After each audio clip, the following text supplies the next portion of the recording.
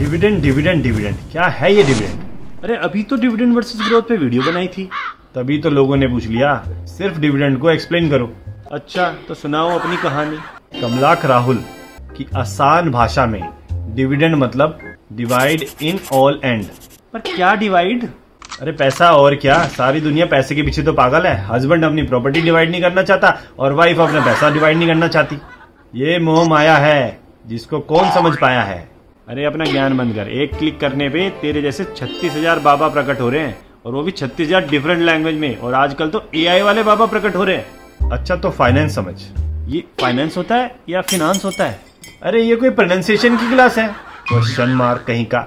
कोई भी बिजनेस जब पैसा कमाता है तो उसके पास दो रास्ते होते हैं, या तो उस पैसों से वो अपना बिजनेस एक्सपेंड कर ले, या फिर उन पैसों में से कुछ पैसे वो अपने पार्टनर्स में डिवाइड कर ले। जिन लोगों के पास शेयर्स होते हैं वो अपने अपने लेवल पर कंपनी के पार्टनर होते हैं, तो यह पैसा सब में बांट दिया जाता है।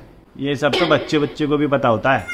इतना ही नहीं, मैं तो कंपनियां वही खरीदता हूँ जो डिविडेंड देती है। अब क्या हुआ? अच्छा तो ये बता, जो डिविडेंड तुझे मिलता है तुझे उन पैसों की जरूरत होती है क्या? नहीं। तो तू उन पैसों को करता क्या है?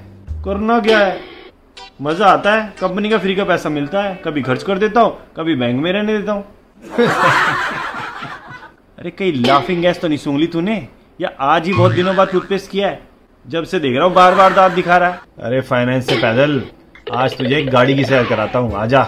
जो पैसा तुझे डिविडेंड के रूप में मिलता है वो पैसा कंपनी का नहीं बल्कि तेरा ही होता है। ऐसे कैसे? क्योंकि तू कंपनी का शेयर होल्डर होता है। अगर वो पैसा तुझे नहीं मिलता तो वो पैसा कंपनी के शेयर प्राइस में ही रहता और वो कंपनी की ग्रोथ रेट से बढ़ता। ऐसे कैसे? इसको ऐसा समझ, अगर कंपनी का शेयर प्राइस 100 रुपए है और कंपनी ने डिसाइड किया है कि 2% डिविडेंड डिस्ट्रीब्यूट करना है, तो जिस दिन डिविडेंड डिस्ट्रीब्यूट किया जाएगा तो कंपनी का शेयर प्राइस 100 से घटकर 98 रह जाएगा। क्या बात कर रहा है? तुझे क्या लगता है तू कंपनी का जमाई है जो कंपनी तुझे फ्री में पैसा देगी, और वो भी अपनी जेब से? कंपनी तेरा ही पैसा तुझे ही देके खुश कर देती है, पर जैसे ही तेरे पास वो पैसा आया तूने उसका क्या किया वो तुझे अच्छे से पता है। अब तू ही बता, जिन पैसों की तुझे जरूरत ही नहीं और वो पैसा 12% से लेकर 20% तक बढ़ सकता था, वो तूने 4% पर अपने बैंक में रखा है, या फिर उसके ऊपर शॉपिंग के नाम का तेल डालकर आग लगा दी है, स्वाहा। चल कंपनी की ग्रोथ 12% ही पकड़ ले, तो तूने 8% से लेकर 12% तक का नुकसान कर दिया। हे बजरंगबली मुझे उठा ले। तू कोई संजीवनी पर्वत है जो बजरंगबली तुझे उठाने आएंगे?